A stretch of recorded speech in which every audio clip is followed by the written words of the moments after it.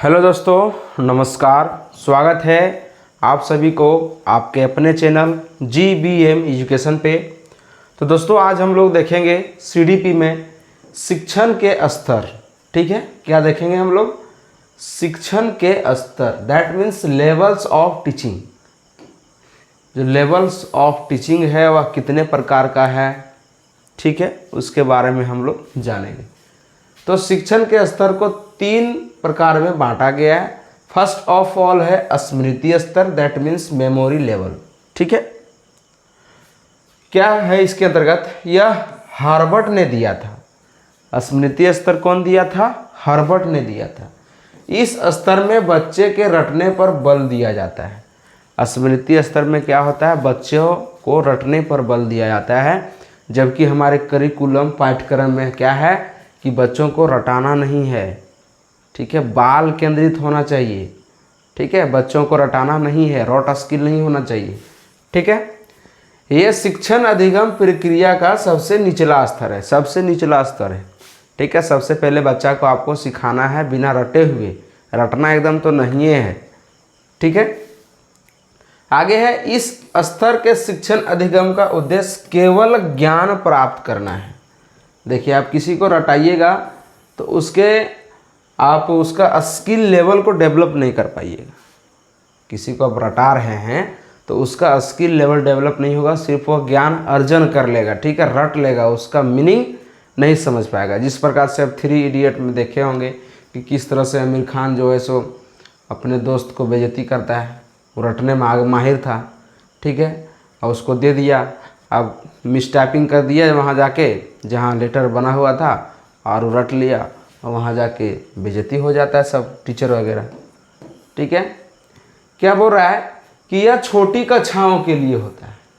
छोटी कक्षा 1 2 3 4, ठीक है, जिससे लेवल अप होते जाएगा तो रोट स्किल कम होना है, कम करना है। दूसरा है समझ बोध स्तर। एक हम लोग देख लिए कि रटने वाला है स्मृति स्तर, दूसरा समझ बोध यानी कि अंडरस्टैंडिंग लेवल। यह मॉरिशियन ने दिया, मॉरिशियन। ठीक है, मॉरिशियन दिया। यह स्तर स्मृति स्तर से कुछ ऊंचा है, स्मृति स्तर से कुछ ऊंचा है। ठीक है, आगे है कि इस तरह में रटने की बजाय ज्ञान को अच्छी तरह से समझने पर बल दिया जाता है। समझ बोध स्तर में क्या होता है? रटने के बजाय, ठीक है, इसका जो है सो आपका जो क्या है, समझने का जो है सो बताया जाता है।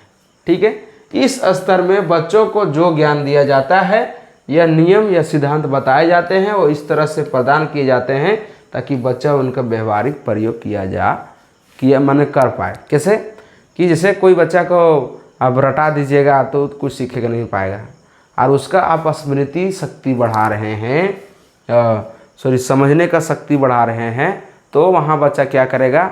वो अपने दैनिक जीवन में जो है सो बढ़िया से यूज कर पाएगा। ठीक है, तीसरा है चिंतन स्तर। 2 हम लोग देख लिए, तीसरा है चिंतन स्तर। यह शिक्षण अधिगम का सबसे ऊंचा स्तर है। थिंकिंग, कोई भी क्वेश्चन को आप देखते हैं पहले सोचिए कि इसको हम लोग किस प्रकार से सॉल्व कर सकते हैं, कैसे इसको बना सकते हैं।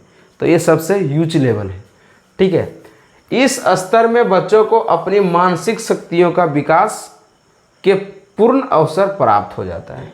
मानसिक शक्ति से पहले जो है सो यह प्राप्त हो जाता है। क्या? चिंतन शक्ति, थिंकिंग पावर। इसमें पहले बच्चों को विभिन्न नियमों, सिद्धांतों आदि की जानकारी दी जाती है। पहले नियम सिद्धांत बता दिया जाता है, फिर आपको क्वेश्चन दिया जाएगा और उसके अनुसार आपको जो है सो बनाना होता है। इस पर चिंतन करने और निष्कर्ष निकालने के अवसर दिए जाते हैं। इसमें चिंतन करना, ठीक है, कोई क्वेश्चन दे दिया उसमें आपको सोचना है और सोच के उसका सॉल्यूशन निकालना है। ठीक है, अब बातें आ गई सूक्ष्म शिक्षण, दैट मीन्स माइक्रो टीचिंग। क्या है माइक्रो टीचिंग? यह शिक्षण का छोटा सा प्रारूप है जिसमें क्लास में शिक्षण क्रियाएं सूक्ष्म रूप से कार्य करती है। उसे हम लोग सूक्ष्म शिक्षण विधि कहते हैं। सूक्ष्म माने छोट समझिए। ठीक है, सूक्ष्म शिक्षण से कम समय में अधिक दक्षता प्रदान करता है। क्या है कि माइक्रो टीचिंग में क्या होता है? कम समय लगता है, उसमें आप ज़्यादा अर्जन कर लीजिएगा। तो कब अर्जन कर पाइएगा? जब आपके अंदर पहले से उस विषय के बारे में ज्ञान है। तो जिसको नहीं बोलते क्विक रिवीजन, ठीक है। तो क्विक रिवीजन कब होता है, जब आपका पहले से दिमाग में लोड है उस विषय के बारे में, तभी आप उसको क्विक रिवीजन कर सकते हैं, तभी क्विक रिवीजन करने का फ़ायदा मिलेगा। वरना पहली टाइम में बोलिएगा कि हम क्विक रिवीजन कर लेंगे तो संभव है क्या, नहीं संभव है, ठीक है। चलिए आगे देखा जाए तो आगे क्या बोल रहा है कि सूक्ष्म शिक्षण से शिक्षकों के कौशल का विकास किया जाता है, जैसे श्यामपट्ट कौशल, पुनर्वलन कौशल, प्रश्न प्रवाह कौशल, ठीक है। तो ये सब शिक्षकों का जो है सो आपका कौशल का विकास होता है, ठीक है। चलिए आगे है सूक्ष्म शिक्षण की प्रक्रिया, प्रोसेस ऑफ माइक्रो टीचिंग, ठीक है, प्रोसेस ऑफ माइक्रो टीचिंग। इसमें क्या होता है, फर्स्ट ऑफ ऑल पाठ्य योजना का निर्माण करना है। पहले टीचर पाठ्य योजना दैट मीन्स लेसन प्लान का, जब आप बीएड किए होंगे तो आपको लेसन प्लान बनाने के लिए दिया गया होगा।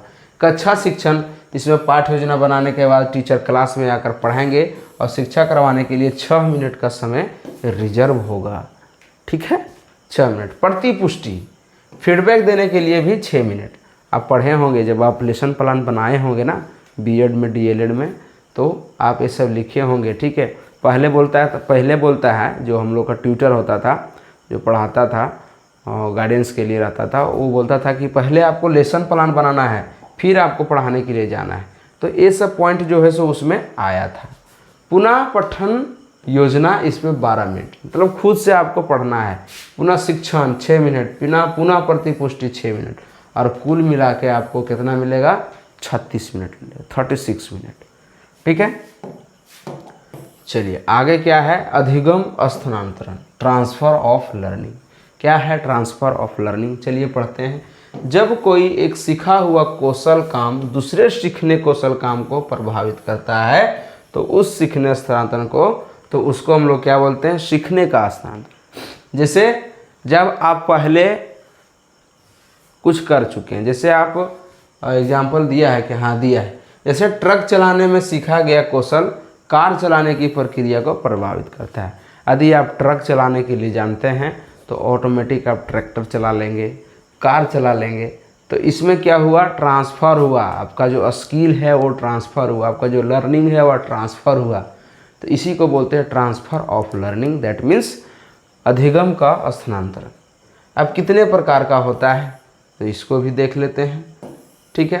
तो एक होता है धनात्मक स्थानांतरण, यानी कि उसी काम से रिलेटेड, ठीक है।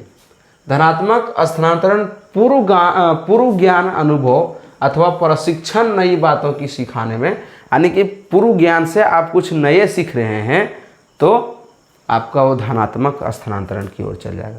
जैसे किसी कार्य को करने का ज्ञान, योग्यता अथवा अनुभव जब अन्य कार्यों को करने में सहायक होता है तब इसको हम लोग धनात्मक कहते हैं।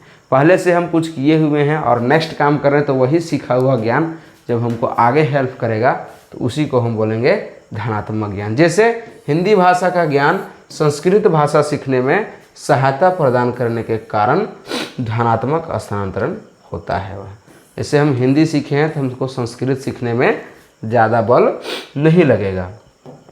अब क्या है ऋणात्मक स्थानांतरण, किसी भी कार्य को करने का ज्ञान, योग्यता अथवा अनुभव जब दूसरे कार्य को करने में घातक होता है तब उसे हम लोग क्या बोलते हैं, ऋणात्मक। जैसे तेज चलने का अभ्यास दिल की बीमारी की स्थितियों में चिकित्सक की सलाह के बावजूद धीमे चलने में बाधक होता है, ठीक है। आगे क्या है, अतः इसे ऋणात्मक स्थानांतरण कहा जाएगा। शून्य स्थानांतरण किसको बोलेंगे कि सीखने की प्रक्रिया में जब पूर्ण अनुभव ना होता हो तो क्या बोल रहा है कि सीखने की प्रक्रिया में जब पूर्ण अनुभव ना तो सहायक होता है और ना ही बाधक होता है, यानी कि जो हमें पहले से ज्ञान है वो ना ही नए कार्य को सीखने में हेल्प कर रहा है और ना ही घातक कर रहा है, तो उसको हम लोग शून्य स्थानांतरण बोलेंगे, ठीक है। आगे है क्षैतिज स्थानांतरण। और क्या है क्षैतिज स्थानांतरण, जब किसी स्तर में अर्जित ज्ञान, अनुभव अथवा प्रशिक्षण का उपयोग व्यक्तियों के द्वारा उसी प्रकार की लगभग समान स्थिति में किया जाता है तो इसे सीखने का क्षैतिज स्थानांतरण कहते हैं। दैट मीन्स समझिए कि आप कोई चीज़ सीखे हुए हैं, पहले से सीखे हुए हैं, तो वही लेवल में आप जब आगे जाइएगा तो उसी लेवल में, क्षैतिज मतलब क्या होता है, इस प्रकार से लाइन, तो वही लेवल में जब आप ज्ञान अर्जन करेंगे तो उसी को हम लोग क्षैतिज स्थानांतरण बोलते हैं। अब क्या है कि गणित में जोड़ घटाने के प्रश्नों को हल करने का अभ्यास उसी तरह के विज्ञान के अन्य प्रश्नों को हल करने का काम आता है। जैसे आप गणित पढ़ते हैं तो वहाँ भी आपका जो है सो जोड़ घटाव आता है, तो विज्ञान में जब आप कैलकुलेशन बनाते हैं, ठीक है, न्यूमेरिकल बनाते हैं, तो वहाँ भी जोड़ घटाव का आता है, ठीक है, तो वो आपका क्षैतिज स्थानांतरण हो जाएगा। ठीक है, आज का वीडियो यहाँ तक ही रहेगा। ठीक है, बाद बाकी कैसा लगा आप लोग कमेंट जरूर कीजिएगा। अच्छा लगा होगा तो चैनल को सब्सक्राइब करके जाइएगा। मिलते हैं नेक्स्ट वीडियो में, तब तक के लिए जय हिंद, जय भारत, वंदे मातरम।